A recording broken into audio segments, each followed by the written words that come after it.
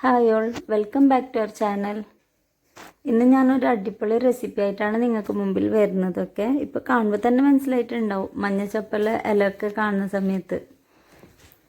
ശരിക്കും ഈ അപ്പം ഉണ്ടാക്കാമെന്ന് വിചാരിച്ചിട്ടാണ് ഞാനിങ്ങനെ ഈ വ്ളോഗ് എടുക്കാൻ വിചാരിച്ചത്. കുറേ ദിവസമായി അപ്പം ചുടണമെന്ന് വിചാരിക്കുന്നത്. അപ്പോൾ ഇന്ന് കുറച്ച് ഫ്രീ ആയിക്കൊണ്ട് ഇന്ന് തന്നെ ഉണ്ടാക്കാമെന്ന് വിചാരിച്ച്.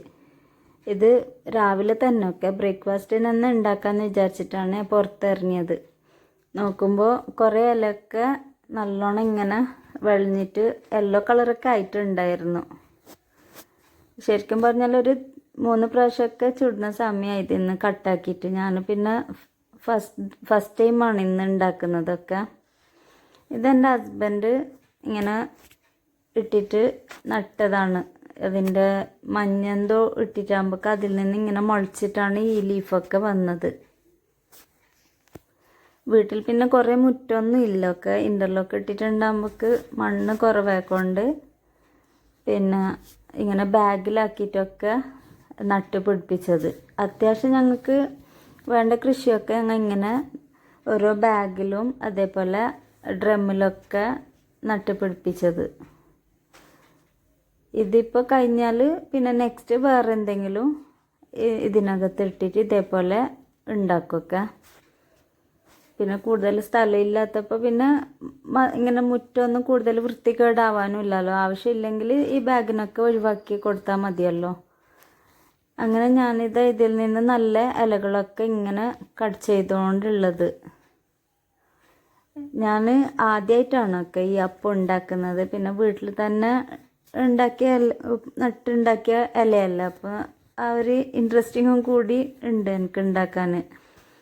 സാധാരണ ഉമ്മാണ് ഇതൊക്കെ ഉണ്ടാക്കി തരുന്നത്. അപ്പം ഞാനിതിൽ നിന്ന് നല്ല ഇങ്ങനെ പുഴുവൊന്നും വരാത്ത നല്ല ഇല നോക്കിയിട്ട് ഇങ്ങനെ കട്ട് ചെയ്തുകൊണ്ടുള്ളതൊക്കെ. കുറച്ചെല്ലാം ഇങ്ങനെ കോമ്പൗണ്ടിൻ്റെ മുകളിലും താഴെയൊക്കെ വെച്ചിട്ട് ഒരുപാടുണ്ട് ഇല, കുറച്ചൊന്നുമല്ല, കുറേ ഉണ്ട് ഇല. പിന്നെ കുറേ ആയിട്ടുണ്ട്. ഞാൻ ഇതുവരെ ചുട്ടിട്ടേ ഇല്ല. അങ്ങനെ ഇന്ന് ചൂടാന്ന് വിചാരിച്ചിട്ടാണ് ഇങ്ങനെ ഓരോന്ന് എടുത്തോണ്ട് കട്ട് ചെയ്തുകൊണ്ടുള്ളത്. ഇത്ര കിട്ടിയപ്പോൾ ഇന്നിത് മതിയെന്ന് വിചാരിക്കുന്നു. അങ്ങനെ ഞാനതെടുത്ത് അകത്ത് പോയൊക്കെ 1 kg പത്തൽ പൊടിയിൽ ഇത് ഉണ്ടാക്കാമെന്ന് വിചാരിച്ചിട്ടുള്ളത്. പിന്നെ ഇതിന് തേങ്ങ വേണമല്ലോ. അങ്ങനെ തേങ്ങ ചെറുകാന്ന് തുടങ്ങിയൊക്കെ 2 തേങ്ങ വേണ്ടി വരുമെന്ന് വിചാരിക്കുന്നു. അങ്ങനെ ഞാൻ 2 തേങ്ങ കുറച്ച് മീഡിയം സൈസിൻ്റെ 2 തേങ്ങ എടുത്തിട്ട് ചെറുകാന്ന് തുടങ്ങി. പണ്ടുണ്ടാക്കാൻ വേണ്ടിയിട്ടാണ് ഈ തേങ്ങ യൂസ് ചെയ്യുന്നത്. അപ്പോൾ ആദ്യം തന്നെ പണ്ടുണ്ടാക്കാമെന്ന് വിചാരിച്ച്. പിന്നെ ലതിച്ചാണെങ്കിൽ തോട്ടത്തിൽ പോയിട്ട് വരുന്ന സമയത്ത് ബ്രേക്ക്ഫാസ്റ്റ് റെഡിയും ആണല്ലോ. കുട്ടികൾക്കൊക്കെ സ്കൂളൊന്നും ഇല്ല, അതുകൊണ്ട് കുറച്ച് ലേറ്റായാലൊന്നും കുഴപ്പമില്ല. സ്കൂളുണ്ടെങ്കിൽ പിന്നെ നമ്മൾ രാവിലെ തന്നെ ബ്രേക്ക്ഫാസ്റ്റൊക്കെ റെഡിയാക്കണമല്ലോ. അങ്ങനെ ഞാൻ ഇലയൊക്കെ അകത്ത് വെച്ച് പിന്നെ തേങ്ങ ചിരകി വെല്ലം അങ്ങനെ 1 kg കൊടുന്ന് വെച്ചിട്ടുണ്ട്. പിന്നെ തേങ്ങ എത്ര വേണം അത്ര എടുത്തിടാമെന്ന് വിചാരിച്ച്. ഇല പിന്നെ ആവശ്യമുണ്ടെങ്കിൽ വീണ്ടും കട്ട് ചെയ്യാമല്ലോ, പുറത്തുനിന്ന് ഉണ്ടല്ലോ. അങ്ങനെ ഇത്ര ഇലയൊക്കെ കട്ട് ചെയ്തിട്ട് വെച്ച് തേങ്ങ വെച്ച് പിന്നെ വെല്ലത്തിനെ ഇങ്ങനെ കുത്തിയിട്ട് അതിനെ ഉരുകിക്കാമെന്ന് വിചാരിച്ച്. ഇടിയോടെ ഇട്ടാൽ പെട്ടെന്ന് ഇങ്ങനെ ഉരുകിയിട്ടൊന്നും കിട്ടൂലല്ലോ. പിന്നെ അതുമല്ലാത്ത പെട്ടെന്ന് ഇങ്ങനെ കരിഞ്ഞിട്ടല്ലോ പോകാൻ ചാൻസ് കൂടുതലല്ലോ. അങ്ങനെ ഞാൻ ബെല്ലം ഇതെടുത്തിട്ട് ഇങ്ങനെ കുത്തിയിട്ട് പിന്നെ പ്ലേറ്റിൽ ഇട്ട് കൊടുക്കുന്നുണ്ട്. എന്നിട്ട് അതിനെ സ്റ്റൗവിൽ വെച്ചിട്ട് ജസ്റ്റ് ഒന്ന് മെൽറ്റാക്കിയിട്ട് എടുക്കണമല്ലോ. എന്നിട്ട് വേണം തേങ്ങയൊക്കെ ഇടാൻ. അപ്പോൾ ബെല്ലമൊക്കെ ഭയങ്കര നല്ലോണം ഉറപ്പുണ്ടായിന്. അങ്ങനെ ഞാൻ നല്ലോണം കുത്തിയിട്ടൊക്കെ ഇങ്ങനെ കവറിനകത്ത് ബെല്ലം ഇട്ട് പിന്നെ അതിനെ നല്ലപോലെ കുത്തിയിട്ട് ഒരു പ്ലേറ്റിലേക്കൊക്കെ ഇട്ട് കൊടുത്തതൊക്കെ. എന്നിട്ട് ഞാനൊരു പ്രൈഫന് പാത്രം എടുത്തിട്ട് സ്റ്റൗവിൽ വെച്ചൊക്കെ. പ്രൈഫൻ നമുക്ക് ഇങ്ങനെ അടുക്കി പിടിക്കുകയൊന്നും ഇല്ലല്ലോ. പിന്നെ ചെറിയ തീയിൽ വേണം ഈ ബെല്ലമൊക്കെ ഉരുകിക്കാൻ. പിന്നെ ഇത് കുത്തിയിട്ടിട്ടുകൊണ്ട് പെട്ടെന്ന് അത് നമുക്ക് അലിഞ്ഞ് കിട്ടുമൊക്കെ. പിന്നെ കുറച്ചൊരു 1/2 ഗ്ലാസ് വെള്ളം കൂടി, 1/2 വേണ്ട, കുറച്ച് ഒഴിച്ച് കൊടുത്താൽ മതി. അതൊന്ന് ജസ്റ്റ് ഇങ്ങനെ മെൽറ്റാവാൻ വേണ്ടിയിട്ട്. ഇപ്പം നല്ല പോലെ എല്ലാം അലിഞ്ഞ് കിട്ടിയിട്ടുണ്ട്. പിന്നെ അതിലേക്ക് ഈ ചിരകി വെച്ച തേങ്ങ കൂടി ഇട്ട് കൊടുക്കണം. എന്നിട്ട് നല്ല പോലെ ഇങ്ങനെ ചെറിയ തീയിലാവണം. വലിയ തീയെല്ലാം ആക്കിയാൽ പെട്ടെന്ന് കരിഞ്ഞിട്ട് പോകും.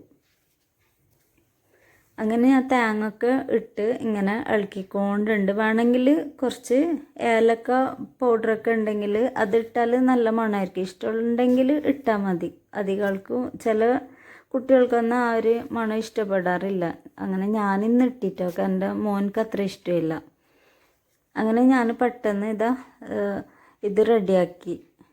തേങ്ങ പിന്നെ ചൂടാറണമല്ലോ. അങ്ങനെ അതിൽ നിന്ന് എടുത്തിട്ട് ഒരു പ്ലേറ്റിലേക്ക് മാറ്റിയിട്ട് അതിങ്ങനെ തണുക്കാൻ വെച്ചിട്ടുണ്ടില്ലെങ്കിൽ അപ്പോൾ പുരട്ടിയിട്ട് അതിലിടുമ്പോൾ ഇങ്ങനെ ചൂടാകുമ്പോൾ കൈയൊക്കെ പൊള്ളിപ്പോവുമല്ലോ. അങ്ങനെ ഞാൻ ഇതിനൊക്കെ എടുത്തിട്ട് പ്ലേറ്റിലിട്ടിട്ട് ഒരു സൈഡ് വെച്ച്. പിന്നെ ഞാൻ റിയാൻ്റെ പത്തൽ പൊടിയാണ് വാങ്ങിച്ചത്. റിയാൻ്റെ ആകുമ്പോഴേക്ക് നമുക്ക് നല്ല സോഫ്റ്റായിട്ട് പരത്താനൊക്കെ പറ്റുമല്ലോ. അങ്ങനെ 1 kg ആ പാക്കറ്റ് ഞാൻ എടുത്തിട്ട് ഓപ്പൺ ചെയ്ത് ഒരു പാത്രത്തിലേക്ക് ഇട്ട് കൊടുക്കുന്നുണ്ട്. നല്ല സോഫ്റ്റൊക്കെ ആണെങ്കിൽ നമ്മൾ കുറച്ച് ഇളം ചൂട് വെള്ളത്തിൽ തന്നെ ഇതിനെ കുഴക്കണം. അപ്പോൾ ഇത് പരത്തുന്ന സമയത്ത് നല്ല സോഫ്റ്റ്, പത്തലൊക്കെ പൊന്തുന്ന പോലെ ഇതും നല്ല സോഫ്റ്റായിട്ട് ഇങ്ങനെ ഇലയിൽ ഫുള്ളായിട്ട് സ്പ്രെഡ് ആക്കാനൊക്കെ കറക്റ്റ് പറ്റില്ല. അങ്ങനെ ഇങ്ങനെ ഒരു എന്തോ ഹാർഡ് പോലെ ആകുമ്പോൾ നമുക്ക് അത്ര ഇങ്ങനെ ലീഫിൽ ഇങ്ങനെ നല്ല അമർത്തിയിട്ട് പരത്താനൊന്നും കഴിയില്ലല്ലോ. അങ്ങനെ ഞാൻ ഈ റിയാൻ്റെ പത്തൽ പൊടീനെ ഒരു പാത്രത്തിലിട്ട് പിന്നെ വെള്ളം അങ്ങനെ ചെറിയ ചൂടാക്കി ആ ചൂട് വെള്ളത്തിലേക്ക് കുറച്ചൊരു ഉപ്പും കൂടി ഇട്ട് കൊടുക്കണം. സ്വീറ്റാണെങ്കിലും പത്തലിൻ്റെ ആ ഒരു മാവിന് ഉപ്പ് വേണമല്ലോ. അങ്ങനെ ഈ വെള്ളത്തിലേക്ക് ഞാൻ ഉപ്പ് ഇട്ടിട്ട് ഒന്ന് ജസ്റ്റ് ഇങ്ങനെ ഇളക്കുന്നുണ്ട്. എന്നിട്ട് അതിലേക്ക് വേണ്ടത്ര ഇങ്ങനെ ഒഴിച്ച് കൊടുത്തിട്ട് നല്ല പോലെ ഞൗണ്ടി എടുക്കണം. നല്ലോണം ഇങ്ങനെ നല്ല കൈ അമർത്തിയിട്ട് ഞൗണ്ടണം, എങ്കിലേ അത് സോഫ്റ്റ് ആവും. അല്ലെങ്കിൽ പിന്നെ കുറച്ച് ഹാർഡായിട്ടെല്ലാം കിട്ടുമൊക്കെ. പത്തൽ പോലെ തന്നെ നേരെ ഒരു കറക്റ്റ് അപ്പോൾ ആവില്ല.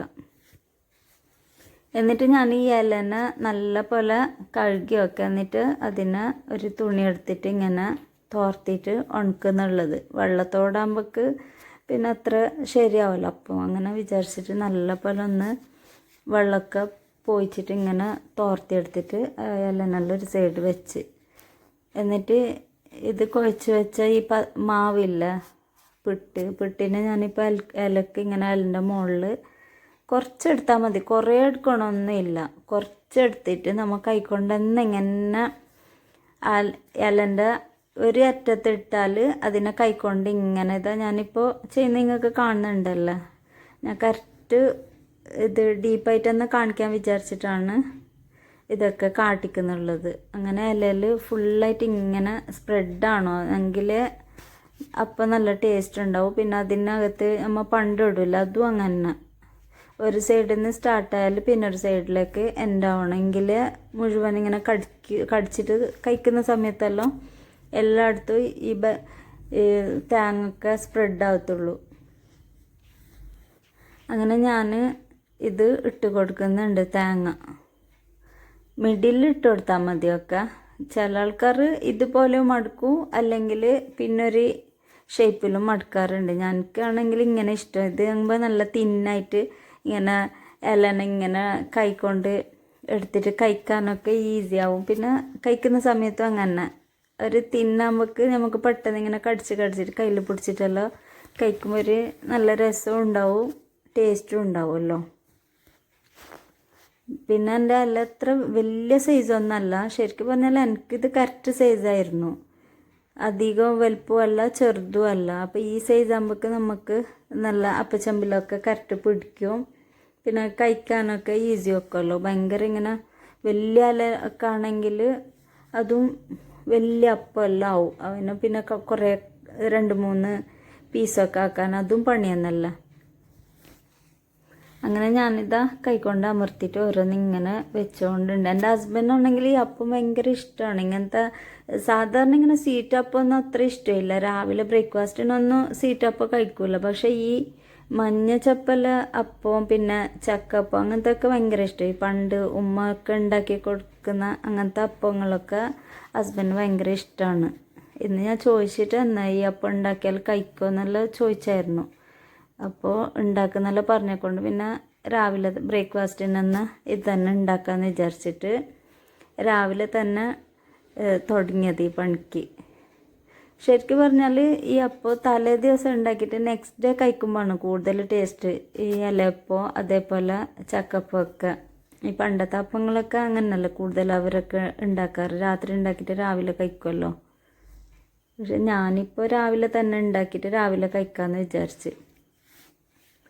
പിന്നെ ഞാൻ പെട്ടെന്ന് അപ്പച്ചമ്പിൽ വെള്ളമൊക്കെ ഇട്ടിട്ട് പെട്ടെന്ന് അടുപ്പിൽ വെച്ചായിരുന്നു. അപ്പോൾ ഇങ്ങനെ കൈകൊണ്ട് ഉണ്ടാക്കും പോലെ ഓരോന്നിങ്ങനെ എടുത്ത് വെച്ചാൽ മതിയല്ലോ. പിന്നെ ഹസ്ബൻഡ് വരാനും ആയി. അപ്പോൾ ലേറ്റാണ്ടെന്ന് വിചാരിച്ചിട്ട് ഞാൻ ആദ്യം ഒരു 10 അപ്പം പെട്ടെന്ന് ഇങ്ങനെ കയ്യിലമർത്തിയിട്ടെല്ലാം ഇങ്ങനെ ഇലയിൽ മടക്കിയിട്ട് വേഗം വെക്കാമെന്ന് വിചാരിച്ച് വന്ന ഉടനെ കൊടുക്കാമല്ലോ. പിന്നെ ഞങ്ങൾക്കുള്ളത് ലേറ്റായാലും കുഴപ്പമില്ല. ഇത് റെഡി ആയതിന് ശേഷം വീണ്ടും ഇടാം. പിന്നെ അപ്പം ഇങ്ങനെ തുറക്കുമ്പോൾ പിന്നെ വെന്തില്ലെങ്കിൽ അങ്ങനെ ഡൗട്ടായിട്ട് ഞാൻ പിന്നെ എന്താക്കി ആദ്യം കുറച്ച് അപ്പം ഉണ്ടാക്കുക, പിന്നെ ബാക്കി നെക്സ്റ്റ് ഉണ്ടാക്കാമെന്നൊക്കെ വിചാരിച്ച്. അപ്പോഴേക്കും ഇത് വെന്തൊക്കെ ഏകദേശം ഒരു 20 മിനിറ്റ്സ് എല്ലാം വേവാൻ വെച്ചാൽ മതി. പത്തലിൻ്റെ പൊടിയല്ല, അപ്പോൾ അത് പെട്ടെന്ന് ഇങ്ങനെ വെന്ത് കിട്ടും. പിന്നെ തേങ്ങയൊക്കെ ഓൾറെഡി റെഡിയായ തേങ്ങല്ല ഇട്ടത്, പിന്നെ അതൊന്നും എക്സ്ട്രാ വേവാനൊന്നും ഇല്ലല്ലോ. അടിപൊളി ടേസ്റ്റ് ഉണ്ടായിരുന്നു ഒക്കെ. ഈ അപ്പമൊക്കെ ഉണ്ടാക്കുമ്പോൾ അതിൻ്റെ വീട് മൊത്തത്തിലൊരു നല്ലൊരു മണം വരും. മഞ്ഞച്ചപ്പലേൻ്റെ ഒരു ശരിക്കും പറഞ്ഞാൽ നെക്സ്റ്റ് നെയ്ബേഴ്സിനൊക്കെ അടുത്തുള്ള വീട്ടുകാർക്കൊക്കെ ഈ മണം കിട്ടുമായിരിക്കും. അത്രയും മണം വരും വീട് മൊത്തത്തിൽ. അങ്ങനെ ഞാൻ ആദ്യത്തെ അപ്പമൊക്കെ എടുത്ത് റെഡിയായതിന് ശേഷം അതിനൊക്കെ പ്ലേറ്റിലേക്ക് മാറ്റിയിട്ട് പിന്നെ രണ്ടാമത് ഉണ്ടാക്കിയിട്ട് വെച്ചതൊക്കെ അതിൽ ഇട്ട് കൊടുക്കാമെന്ന് വിചാരിച്ചൊക്കെ. ഇടുന്നാട്ടി മുമ്പ് കുറച്ച് വെള്ളമൊക്കെ ഒഴിച്ച് കൊടുത്തായിരുന്നു, കുറേ ഉള്ളതല്ല. പിന്നെ വെക്കുന്ന സമയത്ത് നോക്കുമ്പോൾ കുറേ വലുതായിരുന്നു. ചില ലീഫൊക്കെ കുറച്ച് ഇങ്ങനെ നീളം കൂടിയതായിരുന്നു. അങ്ങനെ ഞാൻ വിചാരിച്ച് കട്ട് ചെയ്തിട്ട് ഇങ്ങനെ വെക്കുക. കുട്ടികൾക്കൊക്കെ ചെറുതാകുമ്പോൾക്ക് ഇങ്ങനെ കഴിക്കാനല്ല ഈസിയല്ല തൊല്ലിയിട്ട്. പിന്നെ വലുതാകുമ്പോൾക്ക് ബബ്ബൂസിനെല്ലാം ഭയങ്കര കഷ്ടമാണെന്ന് വിചാരിച്ചിട്ട് ഞാനിത് എല്ലാത്തിനും ഇങ്ങനെ കട്ട് ചെയ്തിട്ട് വെക്കാമെന്ന് വിചാരിച്ചു. കട്ട് ചെയ്യുമ്പോഴേക്ക് ഇതിൽ കറക്റ്റായിട്ട് പിടിക്കുന്നുമുണ്ട്. എൻ്റെ ഉമ്മ ഒന്നും ഇങ്ങനെ കട്ട് ചെയ്യുന്നൊന്നും കണ്ടിട്ടാ, പക്ഷെ ഞാൻ ഇങ്ങനെ വിചാരിച്ചിട്ട് കട്ട് ചെയ്യുന്നൊക്കെ. എൻ്റെ അപ്പച്ചമ്പ് വലുതെന്ന് എന്നാലും ഇതൊന്നും പിടിക്കുന്നില്ല. ഇത് കുറേ നീളമുള്ള കൊണ്ടും തോന്നുന്നു. ലീഫ് കുറച്ച് നീളം കൂടുതലുണ്ട്. തടി അത്ര ഇല്ലെങ്കിലും കുറച്ച് നീളം കൂടുതലുള്ള പോലെ എനിക്ക് തോന്നി. പിന്നെ ഞാൻ എല്ലാത്തിനും അങ്ങനെ കട്ട് ചെയ്തിട്ട് ഓരോന്നിങ്ങനെ അപ്പച്ചമ്പിൽ ഇട്ട് കൊടുത്തൊക്കെ.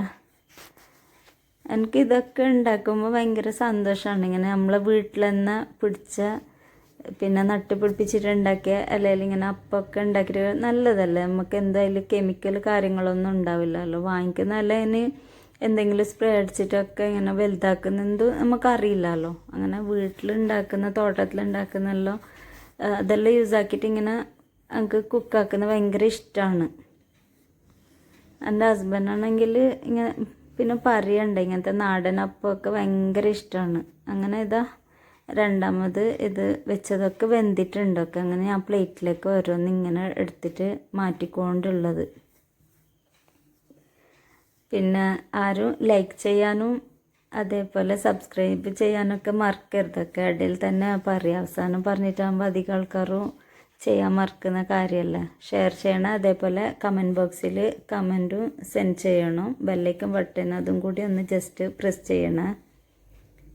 അങ്ങനെ ഞാൻ കുറച്ച് പ്ലേറ്റിലേക്ക് എടുത്തിട്ട് ഇങ്ങനെ മാറ്റിയിട്ടുണ്ട്. ഇത് കാണുമ്പോൾ തന്നെ നിങ്ങൾക്ക് മനസ്സിലായിട്ടുണ്ടാവും നല്ല കറക്റ്റ് പാകമായിട്ടുണ്ട്. നല്ല ടേസ്റ്റ് ഉണ്ടായിരുന്നു ഒക്കെ. നല്ല മണവും പിന്നെ ബെല്ലമൊക്കെ കറക്റ്റായിരുന്നു. മധുരമൊന്നും ഇങ്ങനെ കൂടിയിട്ടൊന്നും ഉണ്ടായിട്ടില്ല. ഫസ്റ്റ് ടൈം ഉണ്ടാക്കുന്നെങ്കിലും എല്ലാം കറക്റ്റായിരുന്നു.